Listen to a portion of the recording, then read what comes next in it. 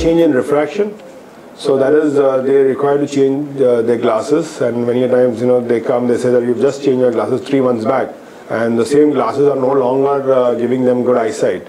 So that's the first indication that the sugar in the body is fluctuating, because the moment the sugar fluctuates, your refraction or the number in the eye changes. And the same person we see, if he had a -1 3 months back, and suddenly he has a totally different number of glasses, and so then we advise them to go and get their blood sugars checked, and do the refraction only after the blood sugar is controlled.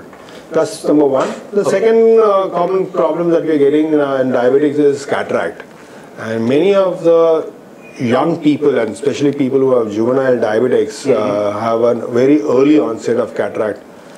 And the third and the most important, or the most the worst one of them, is the diabetic retinopathy, what we call.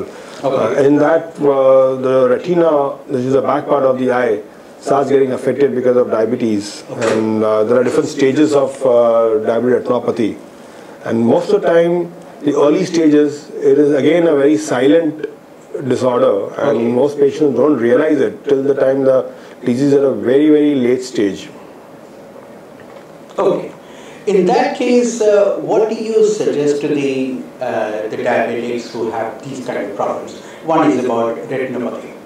Yeah, the most important message that I would like to give all diabetics is to go for a routine eye checkup, come what may. If they have a problem, they don't have a problem. 6 months to 1 year is the outside limit. Personally, I follow this protocol. If they don't have any problems on their visit, I tell them to see me once in 1 year. And if they have any kind of a early change in their retina or in their cataract, then I insist on a checkup between 3 to 6 months. Okay. And what are the other issues? Do they also have glaucoma? Well, glaucoma also is a prevalent, but it's more of a problem with age rather than diabetes is responsible for. Diabetes is not per se responsible for getting glaucoma. Okay. These questions are mostly to do with the kind of emails that we get, either because of through the channel or through because they are readers of our magazine. Okay, one is about retinopathy. If they already have the problem of retinopathy, what should they do? Right. Needless to say, the first thing is that they have to get their blood sugars under control. But diabetic retinopathy is a little different disorder in the sense that it depends upon two factors. The first factor is, of course, the control of diabetes. The second factor is the duration of diabetes. So people who have well-controlled diabetes can still get diabetic retinopathy if they are diabetics for a long time. So duration is a very important factor. So if somebody is a diabetic for the last 15 to 20 years, there will most likely be changes in the retina, even though the blood sugars have been absolutely well controlled of 15 to 20 years. So you don't believe that, if the blood sugar is under control, if the blood pressure is under control, and if the lipids are under control, they may not have the kind of eye damage? No, don't get me wrong. What I'm trying to say is that if they don't have a good control, then the chances of them getting diabetic retinopathy is higher, much higher, much earlier. Okay. But what I would say is that even if the diabetes is under control, please let them not believe that, okay, I will never get retinopathy. So my diabetes is under control, I will never get retinopathy. No, they can still get retinopathy. Maybe a little later, but there are high chances of them getting retinopathy irrespective of their control. Okay. And what about the reversibility of the disorder? Reversibility, there is no reversibility. It is primarily a controlling thing. What we do is we control the disorder. Okay. So if somebody has got a diabetic retinopathy, the changes will not revert back. So what we are trying to tell them is to control it with what the existing medicine and treatment from the point of view of eye, which I will let you know about. Can you talk to us about the latest technologies that have come to treat eye disorders in diabetes? Right. So the first thing is, of course, cataract. That cataract being very common among diabetics. What we are doing nowadays for cataract is, the treatment is surgical primarily. There is no medical treatment for cataract. So if a diabetic has developed a cataract, there is no way that the cataract is going to revert back or go back to his, the original state. This cataract, which is primarily the opacity in the lens of the eye, has to be removed surgically. And we put a new lens inside. So if you're asking me for advances, then the first advance is in the technology of removing cataract. So what we do nowadays is the phacoemulsification technology. In layman's language, it is also laser cataract surgery, where we remove the cataract with the help of sort of ultrasonic light waves, and that kind of breaks the cataract into small pieces, and then we suck the broken cataract. All this is done through a very, very small cut and a very small incision of around only about 2 to 3 millimeters. Now, this small cut is a very important and a very useful thing, especially for diabetics, because the cut being small, the wound healing is very fast. So, especially in diabetics, we all know that the wound healing is delayed. But because the size of the cut being so small, around 2 to 3 millimeters, most people get back to their normal early life. And how do you counsel diabetics? Because many diabetics also fear that, first of all, if it is type 1, it's about injections, and then it's about, treating eyes. If you tell a diabetic that your kidneys have failed and you might have to go into transplant, it's not much of a shocker. But, when it comes to treating eyes, it becomes quite a difficult decision. How do you counsel diabetics? The first thing that we do for diabetics, of course, is to take photographs. Now, if somebody has a cataract, I take a cataract photograph of the cataract. If somebody has a retinopathy, then we have a fundus camera with us. We take a snap and we show it to them. This is what you have, and you cannot just lay back and say that nothing can be done. And then we also have a lot of videos which explain to them. We also have a lot of writing material which tells them about the potential hazards with diabetic eye problems. And the treatment is mandatory. And once they see a photograph of their own retina, which has helped us a lot in counseling. When they show them that this is what you have, you see a picture, we are taking a real-time picture, we are showing you the picture. And so you require treatment, and it's best that you get it done. And what kind of success rate do you see in retinopathy for diabetics? Well, it depends at what stage that we are dealing with.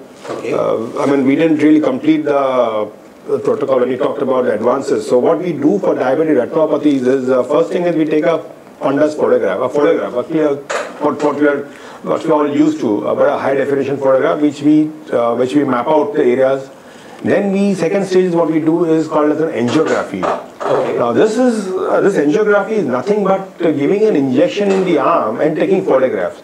Most people get scared when you talk about angiography. They kind of relate it to the coronary angiography or the cardiac angiography, which is a little much more complex procedure than this. This is a very simple procedure. So though it is called angiography, we try to tell patients that this is not an angiography. This is just a black and white photography of your retina. So that's one thing we do. We take a color photograph, then we do angiographic photographs. The angiography tells us, maps out exact places in the retina where there is either a leakage of blood or there is lack of blood flow. Now, two of these diabetics are probably getting two problems in the retina. One is lack of blood flow and one is leakage of blood. Correct. So this angiography maps out the exact areas in the retina where there is leakage and when there is lack of blood flow. Now, the second test that we do after this is something called the OCT, which is the recent advance in our medical science and which has helped us tremendously in the treatment of diabetic retinal problems. And this is like a scan, a CT scan. But of course, it is again not as complex as CT scan. Patient just sits in front of a machine and we click some photographs, and that scan takes the photograph of all the layers of the retina from front to forward, backwards. And that kind of tells us about the quantity of the problem. That how much of a swelling has the diabetic retina caused, and whether this quantity of swelling requires treatment, number one, does not require treatment, and if the treatment is given, then we repeat the photograph scanning after the treatment to see how much is the effect. So it has got a prognostic value Okay. And also are absolutely value to the patient to tell him that this is your present thickness and this is what after treatment your thickness has become.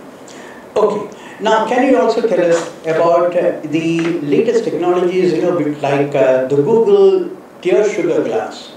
What do you think is the future of that? Essentially, Google has come with a contact lens where the message is sent to your the tear sugar message is sent to your and to know iPhone, and constantly you will be able to monitor your blood sugar. I think this is very, very encouraging, these developments, but practically we haven't seen the use in our practical situations right now. Neither has it been kind of deliberated into our scientific forums. Okay. So though this is, I would say that this is an encouraging thing, but it's still very developmental. We still need to fine tune it, and because putting a contact lens itself has a problem. Okay. And then you're putting a foreign substance in your eye who's already a diabetic, so there are issues related to that also. Absolutely. So we still need to kind of refine these new technologies and obviously get on with it once it is scientifically approved and by most bodies in the world. Okay. We also get emails, doctor, on asking us about alternative ways of treating eyes. One is about yoga. Yoga is supposed to make your blood circulation better. So they have obvious results on various organs in the body. Now, do you also think yoga can help in terms of treating eyes? So, coming from an allopathic form of medicine and a more scientific-based medicine, okay, I personally don't think any of these things help so much, but they never stop anybody from following yoga, because yoga is something which is really helpful to the body. How much of a help it is going to be in the eyes in terms of diabetic retinopathy or cataract, there's absolutely no scientific evidence or scientific data to corroborate the situation. So I wouldn't tell somebody that you go and do yoga and this will be cured. No. Okay. Though I personally myself do yoga. I'm a yoga guy myself. But to tell somebody that yoga is going to cure your diabetic, no, I wouldn't suggest so. Okay. The other email that we have also is about walking on grass in the morning. That is supposed to be barefoot. Walking on the grass is supposed to help eyesight. Do you think such kind of alternative measures can also help? I think these are all myths. It's very healthy to walk on the grass, but to say that it is going to improve the eyes or it is going to have any kind of a beneficial effect to the eyes in terms of curing a disease, then it is a myth that should be absolutely strongly usually when we see a diabetic retinopathy, we do a fundus correga, we do an angiography, and we do an OCT. Right? These are the three things which we do, and depending upon that findings, then we either advise wait and watch policy if nothing is there, or the second line of treatment is laser, what you said, and the third, which is a new development, is in the form of injections which we give, injection inside the eye.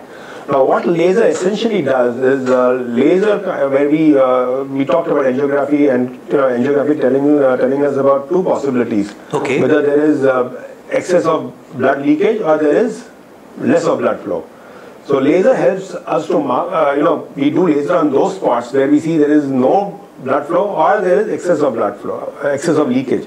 Now that kind of controls the disease. So in future there won't be any problem in those areas. That's what it does. And if there is a lot of swelling, then we follow the laser with some injections inside the eye to reduce the swellings or to get immediate gain. No, this injection thing is supposed to be something new. Is it so? Yeah, it has in the last 3-4 years it has really picked up and it has shown wonderful results. So now it is an accepted form of treatment of diabetic retinopathy. Yes. And can you also tell us about what happens in terms of treatment other than going for injections? And if there is people who don't want to go for laser treatment, are there any other alternative treatment that can be applied? Well, there are no medicines or something which can help these kind of diseases. There are some reports suggesting that some of these antioxidants and molecules can help in preventing, but very frankly, there is nothing proved as yet. Okay. The only effective treatment when there is diabetic retinopathy is laser and injections, and the last stage is surgery.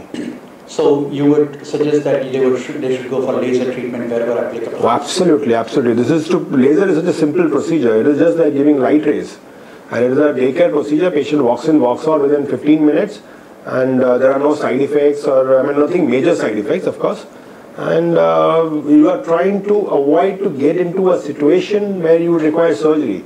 Surgery is obviously very complex, and it is much more sophisticated, much more demanding. So my suggestion to all diabetics would be that if laser is your treatment, you should take it. Don't get up into a situation where you need to go through a